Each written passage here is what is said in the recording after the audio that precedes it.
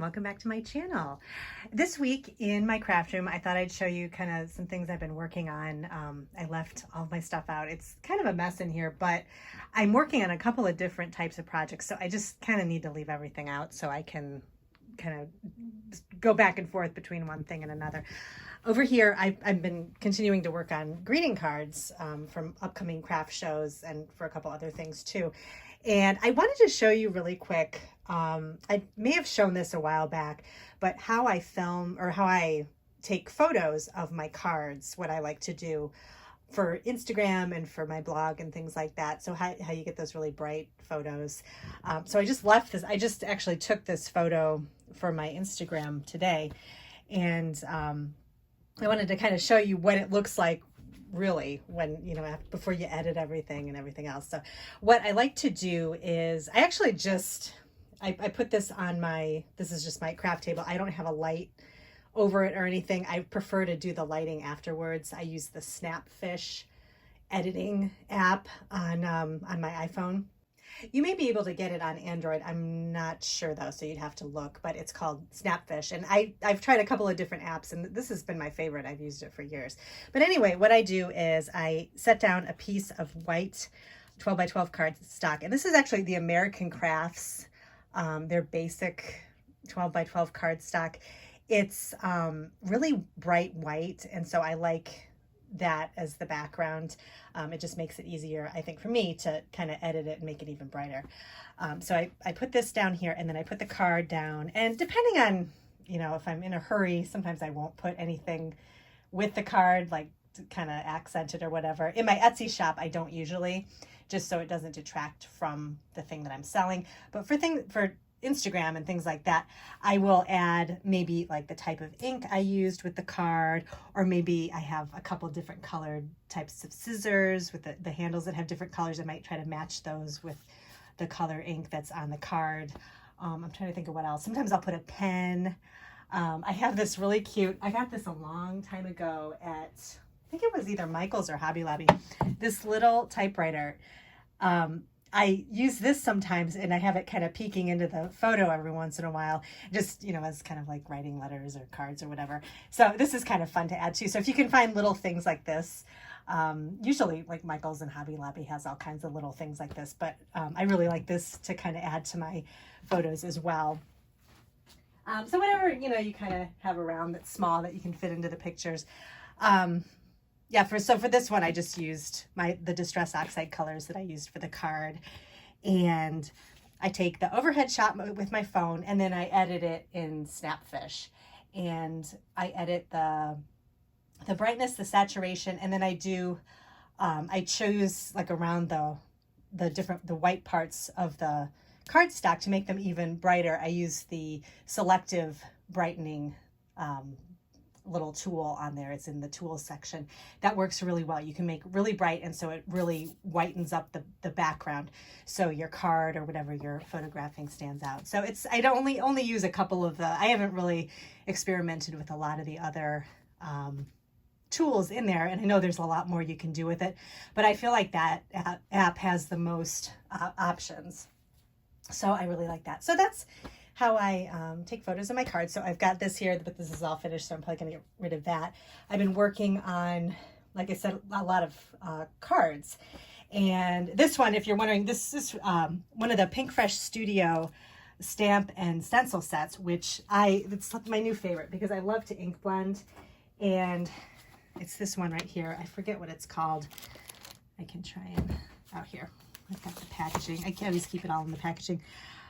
This is called Floral Focus, and it's from Pink Fresh Studio. It's just this is one of those kind of red rubber stamps. So when you use your MISTI, you want to take out the foam pad in the MISTI, and then you put your card in there, and then you've got this already kind of has a foam pad on it, so you don't need an extra one in the MISTI. But I stamp with this, and I use just the regular Hero Arts dye ink. And then to do all the coloring with the ink blending, I use the little, you know, the sponge daubers. And then all you do is just layer these stencils over the top of the stamped image. And there's a stencil for each part of the image. So it's a, let's see, this has 1, 2, 3, this has 5 parts to it, but it really doesn't take long. I mean, I think it took me like a half hour to make 2 of these cards. And just for example, you line up the stencil like this. So for the first part of it, I would ink blend, you know, the lighter, using a lighter ink, and then you go over with another stencil, and then you can do the little accents of the flower and then the leaves and everything. So I think I have a video where I show this in action, so I can, not this particular one, but a different set. Pink Fresh Studio has a ton of these sets, and I really like them. But I will try and link to that because it kind of shows you the process of it. But it's really fun to do, and it's a quick way to color, but it gives you that nice soft look. So I really like that. So I'm going to do a few more cards with florals using these types of stamps. And then let's see, what else do I have on here? So yeah, this is just kind of my card making area here. I'm just making a ton of cards every day. Over here on the floor, I just ordered a new ring light. I was having problems with this one. There's a toggle switch that you turn it on. I had this one for about 1.5 years, and it just stopped working. I couldn't get the toggle switch to work, so I had to get a new ring light. And what I like about the ring light is that I have it over my desk here.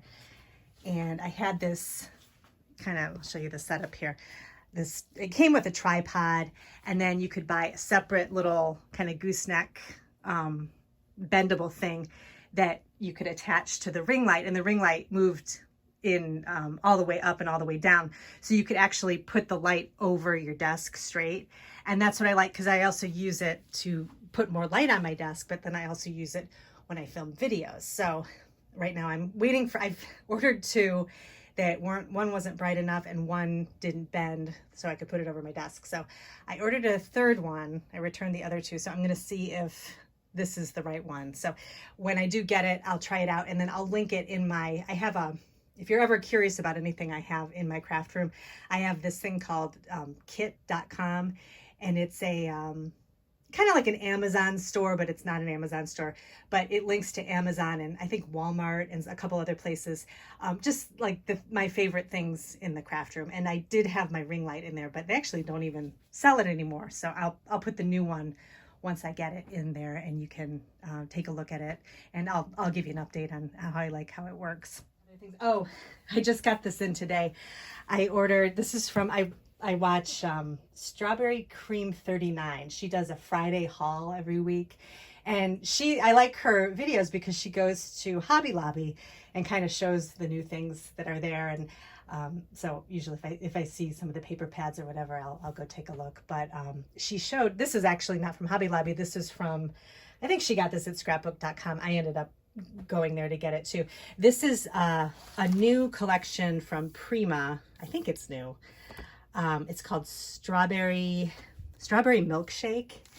And, you know, I've been on a strawberry kick this whole summer. And so I picked up just some of the papers and a couple of the little ephemera packs. So I haven't had a chance to go through it yet, but I really like all these papers in here. It's mostly pinks and like a little bit of green, but just really soft, kind of romantic images. And I was thinking this might be really cute I was considering doing a journal, kind of like a baby journal or a children's journal. I have a lot of vintage ephemera and things I could use, and even like my October afternoon.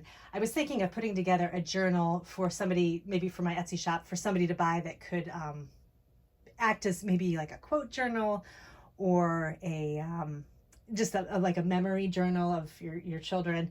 So I thought that would be kind of fun, because I have so many of those products. I've thought I need to make a journal to kind of use some of that stuff up. So I picked up the 12 by 12 pad, thinking I could use some of these pages. I also got the journaling note cards, which are really cute too. So these are just little 4 by 6 cards. And then some of that little accessories, they have this, which I thought was interesting, lace heart trim. It's fabric, and I like the color scheme. It's a pink, white, and kind of a sage color. And again, I was thinking this would be nice for just like kind of borders on pages or little, you know, page to adhere to the edges of pages in journals. And then the ephemera packs here, I won't take them out right now because I'm kind of working with one hand, but I can show you kind of the back up close. So just some really cute little things to add some texture and things to your journals here. And then I had to pick up, I love when they have printed vellum, and they had this printed vellum that's strawberries and a little bit of gold dots. And I thought this was really pretty. So I got a couple of sheets of this because, again, I like to use the printed vellum in journals too, just to kind of add that texture and a little bit of color too. So I thought that was nice.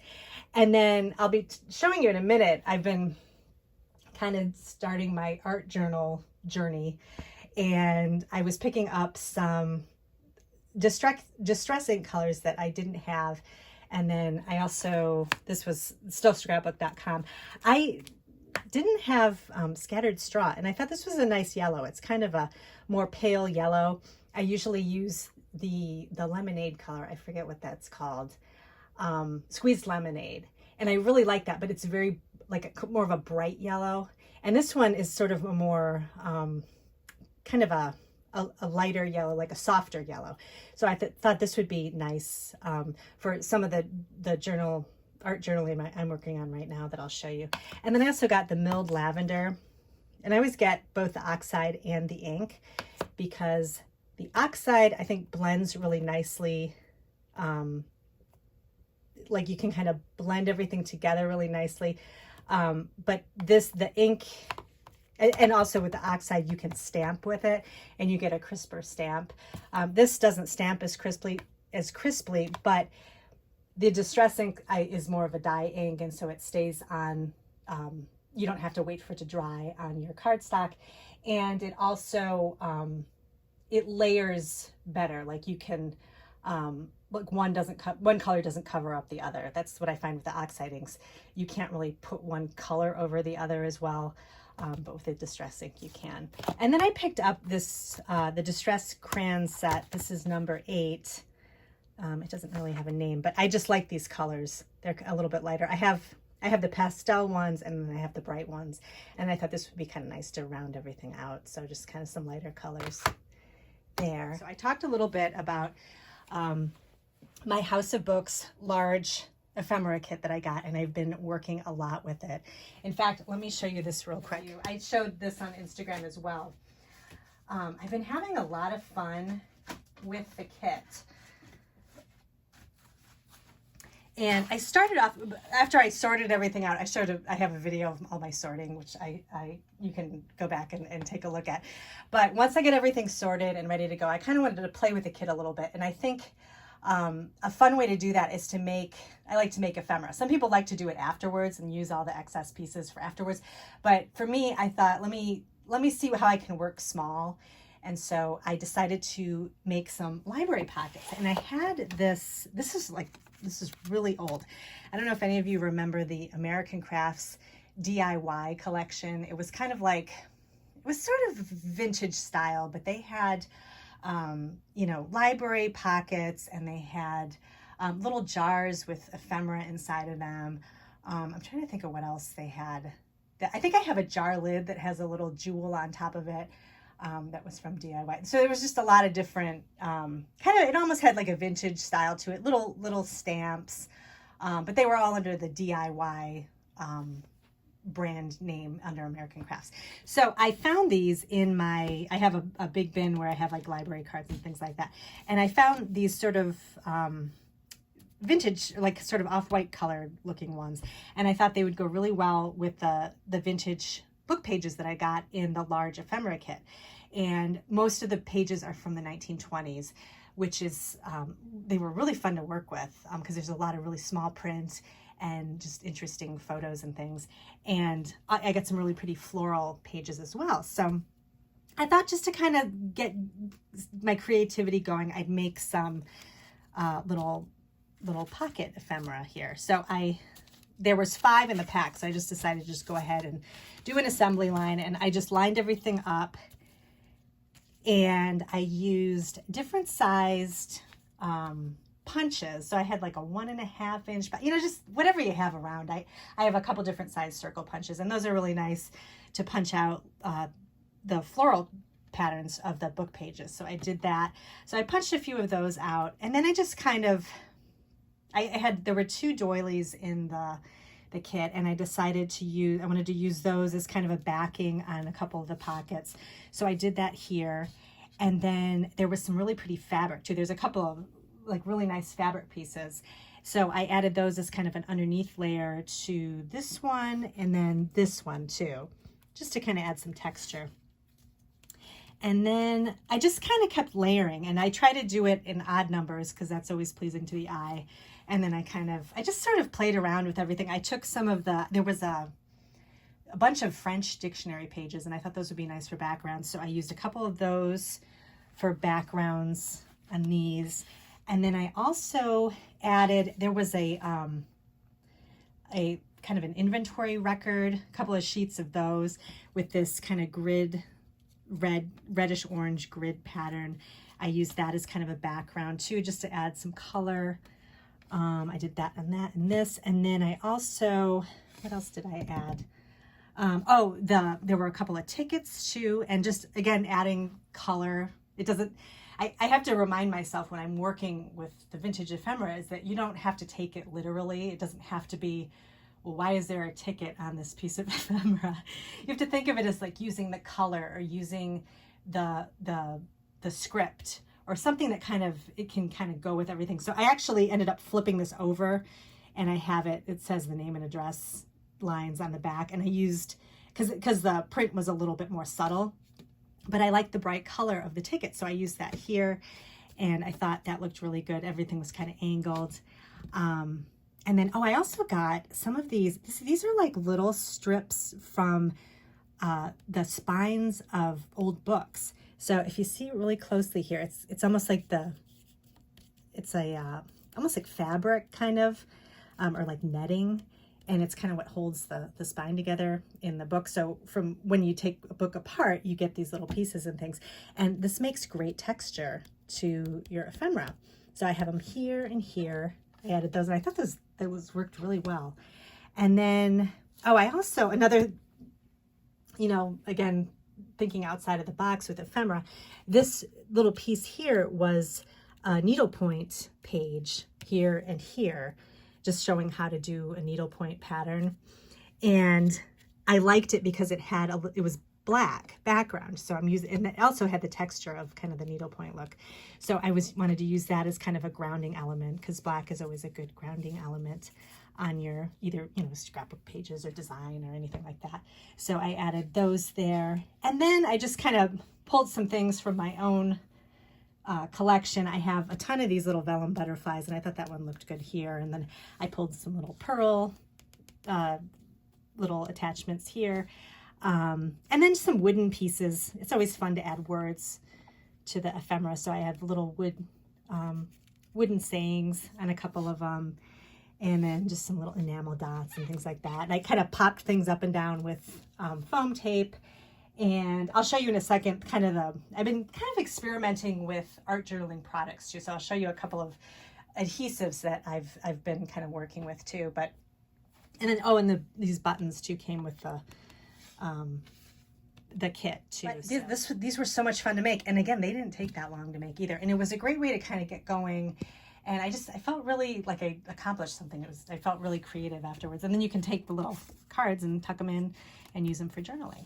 So let me show you what else I've been working on as far as my art journal is concerned. So I mentioned in my last video that I was going to be working in a journal that I had created a long time ago. This was actually my first sort of junk journal. I made a ringed journal from a class I had taken from Amy over at Kitty Witty Papercraft. And she's got great classes on how to put together junk journals and book binding and that kind of thing. And I put together this journal, and it doesn't have a ton of vintage stuff because at the time I didn't really have a lot of things yet. I thought this was a great journal to work on because you don't think about using your junk journals that you make, well, at least I didn't think about this, using the junk journals that you make as actual art journals. So I was thinking like you have to write in them but I wasn't thinking that, you could just sort of draw or just do some more collage on top of the pages and that kind of thing. So I was kind of just doing some research online and looking at other collage artists and just having some fun, just kind of learning more about art journaling and collage. So I'm a complete beginner with this. I feel like I kind of know how to make the journals, but as far as using them is kind of where I think would be really helpful. And once I was kind of working in this journal I spent last weekend kind of playing around, I realized why people take a little break and just journal for a little bit and just kind of glue down paper and just kind of paint on their journals and kind of get their creative flow going. And so this has just been a lot of fun. So let me show you what I've done so far. So these are all my pages and little ephemera things over here too in my the little cart. This is everything from the large kit from a House of Books, and I did a couple of journal pages in here. So let me show you if I can find. I kind of skipped around. I'm making this journal. I'm using this journal as a quote journal. So I had a bunch of these little pieces of paper that had fun quotes on them. Like if I see a quote, I'll write it down if it's one I really like. And then I wanted to do something with these, but I couldn't think of anything. But now I have something to use it with. So this is the first page I was kind of trying. This is a C.S. Lewis quote. Humility is not thinking less of yourself. It's thinking of yourself less, which I thought was a really nice quote. But I used this page was when I didn't have anything on it. It was just this kind of scrapbook paper. I think it was from crepe paper with some houses on it. And I thought it was a nice backdrop. And I put some of the different papers from the kit. This is the inventory page that I had used part of it on some of my ephemera.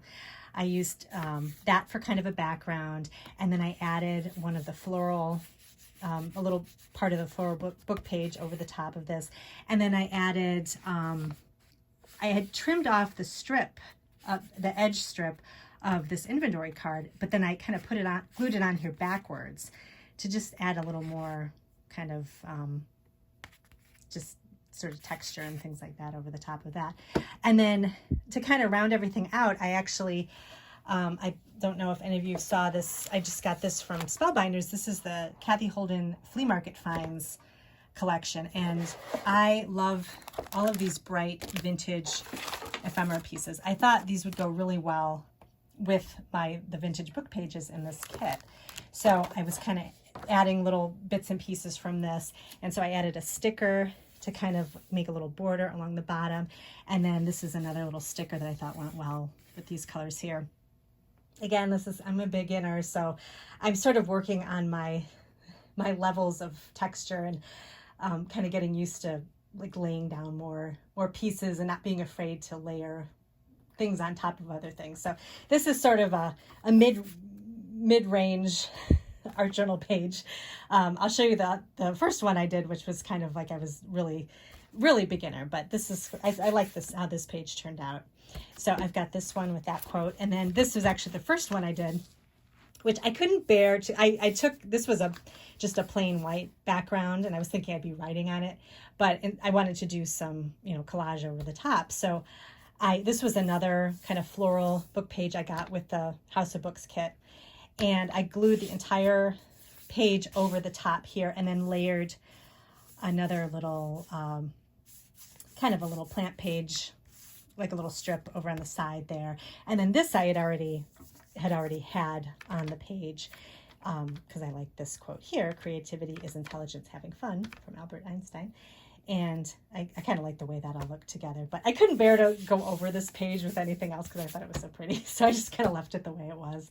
And this was washi tape that I had put on beforehand. But I thought that looked really pretty. I'm basically, trying to showcase the quotes. So I'm just kind of working, at my comfort level. And so I did that. And then let me show you one more page and then I'll talk about what I was experimenting with adhesives. So this is the last page I did. This is my most layered page so far. I'm working on still more layers, but this is a quote from Les Brown, "Lions don't have to roar." And this started off as just a page of the scrapbook paper.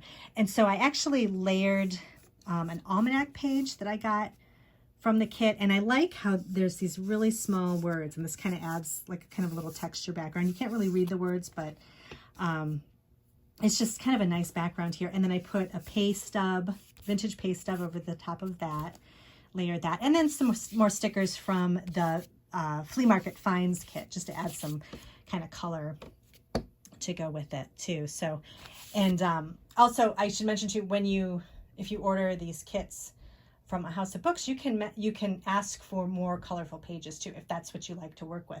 If you like to just work with, you know, more kind of black and white or cream and white, you can mention that too, or more of like kind of the vintage grungy look. They can try to put more of those types of pages in the kit for you too. So it's nice, it's personalized. But I loved these stickers, so I just kind of added those on top. And you know, I thought this page kind of turned out pretty well. I kind of tried to layer a little bit more, so I like the way that looks. So I'm just going to keep working on this. I'll take pictures and put it on my Instagram, and then I'll also kind of talk about my process too in future videos. But I just thought this is kind of a fun new you know, way to use my journals and not just have them, you know, sitting there waiting to find a use. Because I do make personal journals for myself, but I have some in my Etsy shop too, and it's nice to, you know, find ways to use them so that other people can, you know, see ways that they could use a journal too if they wanted to get one. So I thought this is going really well. So I'm gonna actually leave this out and kind of work on it some more. You know, because I'm making a lot of cards right now, and sometimes I want to take a break and just kind of work in my journal and you know, just play around a little bit. So I'm going to be doing more of that. I think I'm going to make some more of those clusters too, because I really had fun doing that. So let me show you a couple of the adhesives I was trying. Different people have said they like different things. Some people like to use glue sticks. This is the only one I had. It's just like an Elmer's glue stick, and this actually worked pretty well. The one that I really liked the best, I tried gel medium, and then I had this matte medium. This is my favorite. It spreads really nicely. And I was worried though, because it's like a wetter glue, that it was going to kind of warp my pages. But once they dried, like this is what the page is a little bit, just has a couple of little crinkles in it, but that actually makes it, I think, more textural to have it like that. So I actually like this, and it adheres things really well. And you can get, I spread it with a foam brush, and I just spread the back of, either spread glue on top of the back of like the scrapbook paper, or else I put it on the ephemera itself and then lay it down, and it really sticks down nicely, and it's nice and flat. And then you can also put the glue over the top too to really kind of get it down there good. So but other people use just regular tape runner, you know, and I do add foam dots too to some of the things. So that's another option. Another glue, I use this glue for when I'm actually making a journal, so the cover and things like that. I got this idea from Amy at Kitty Weedy Papercraft, who does the classes, and this is a really good glue, this pH neutral PVA, and I've had this for a long time, so there's still about, you know, a third of it left. But this I like for adhering buttons and little ephemera pieces, and it dries clear, so it works really well too. And some other things that I like to use, I have my little guillotine trimmer. This is my small one from We Are Memory Keepers. I like this because it's just small and it can stay on the desk, because most of the little pieces I use are smaller, so you can trim everything down.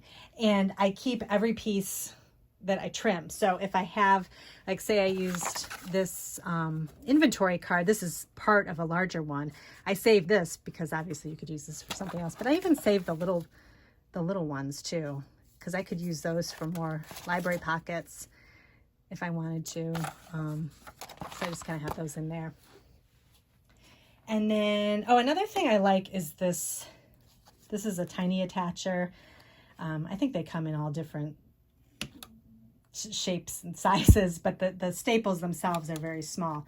But I like this gold one because it's got a nice handle on it, and I usually use these for little ephemera pieces, or even it can fit. It's got like kind of a wider mouth. It can fit on a journal page too if you want to have that little staple to add as a texture. And then some of the, I have a whole little container right here of little word pieces. So this is anything I've ever gotten in like an ephemera kit or something like that that has words on it. So cork pieces, wooden pieces. So this is what I used for the library pockets, just to add like a little word here and there on there. You can also stamp something too. The quotes on my page, I actually used I have a vintage typewriter, and I used that, and that worked really well too. So, and then I also keep little tags in here too for kind of like background things. So this is nice just to have a separate place to keep your little, like your tiny little words that you want to, that you can add to journal pages and things like that. And then I have another basket with some stickers that have like different words on them too that are bigger that don't fit in here. So, and then there were some things that are new to me that I was reading in Art Journal magazine just about what some people's favorite products are to use in their art journaling, which is how I got the idea for the medium matte, or the matte medium glue, which definitely was a good idea. I came across these, and these have been around probably for over a year, if not more.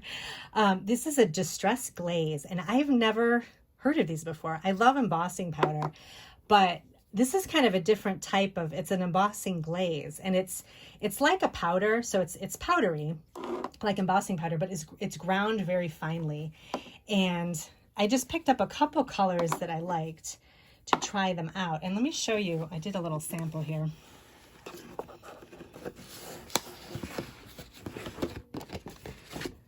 I'll show you a comparison to if you use regular embossing powder versus this embossing glaze. So this is a tag this is just some old tags I had that had stamping on it. So this is the embossing glaze. So basically what it's like, it's almost like a translucent color, and you use you can either use this is an embossing dabber. So it's basically that Versamark ink in a liquid form that's in this little dabber, and you can kind of dab it over the top of your project, and it puts that clear ink on it. You could also use a Versamark pen, which I actually used for this, that's got the same liquid in it, but it's just kind of like a pen form, so you can make thinner lines. And you put the ink, the clear ink, over the top of it, and then you sprinkle the embossing glaze powder over the top, heat it like you would regular embossing powder. But instead of, this is regular embossing powder, so you can see how it covers up the words. The glaze gives you can actually see through the color. So it's almost like you did a paint swatch over the top of your, like a watercolor swish over the top of your words or whatever, but you get that nice glaze, and then like the shiny glaze, and then it's also, it stays put. So, and then it kind of brings out the ink. Tim Holtz did a little demonstration on one of his videos, and he showed how it kind of brings out the black ink, or if you have like clothing that has some black ink shadows on it, it'll bring out the shadows more and just give you, it'll just give you a really nice look. So, so this was great. I got just a few colors, but I think I'm going to get a few more because I can see using those for card making, and then also my journals. If I don't, if you don't want to paint on your journals and maybe warp the pages, this might be something a little better to use. And it's kind of like neater too. So I don't know. I just thought I wanted to try some different things to play with. So I thought that would be kind of fun. I had also heard of, in the magazine I was reading, somebody talked about they really like using, it's called, I hope I'm pronouncing it right, gouache. And gouache is kind of a type of watercolor, I guess, only it's opaque. And I picked up just a very inexpensive palette of gouache.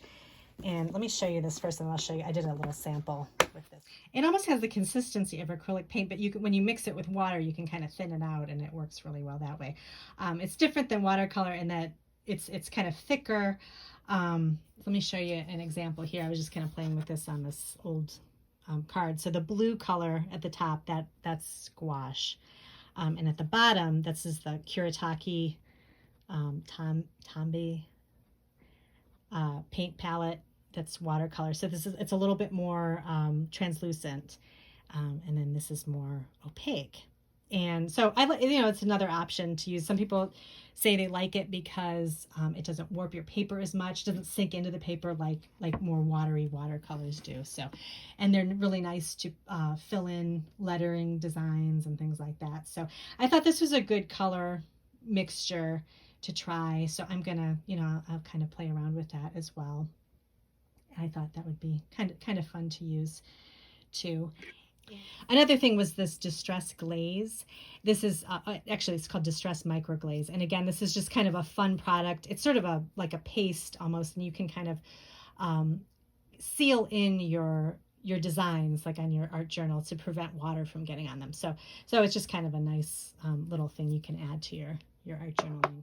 So I've been having a lot of fun working in my art journal and just kind of experimenting with textures, and I'll probably try to add some paint and just kind of just have fun with it.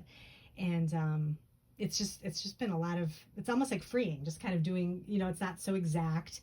I do try to follow some of the, the design rules, the pleasing to the eye type things, but I don't know, it's kind of fun to play around and kind of have this as an option.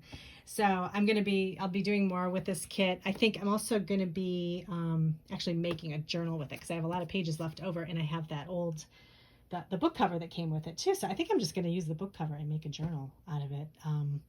And again, have it as like an option for an art journal because, all these pages have so many great just kind of backgrounds with the words, and you can just do so much with like maps and things like that. So, yeah, I think this is going to be kind of a fun journey. So like I said, I'll kind of periodically show some things on video. I'll also show some things up on my Instagram too, just with my art journaling, my beginner's art journaling. So be sure to subscribe so you can kind of, I try to do in the craft room every couple of weeks. Sometimes I'll do one every week. It kind of just depends on if I have anything to talk about, but everybody seems to like these. It's just kind of like the day in the life of somebody that's just, having fun crafting and, has like a little Etsy business on the side and things like that. So I try to share a lot of different things that I do in my crafting. So definitely subscribe. Be sure to head over to my Instagram too. I usually try and put just project photos on my main Instagram, and then stories I'll do kind of background, like what I'm working on in the shop or just working on for fun. I'll put that in my stories. So if you subscribe, you'll see my stories and reels and things like that. So thanks again for joining me today, and I'll see you in my next video.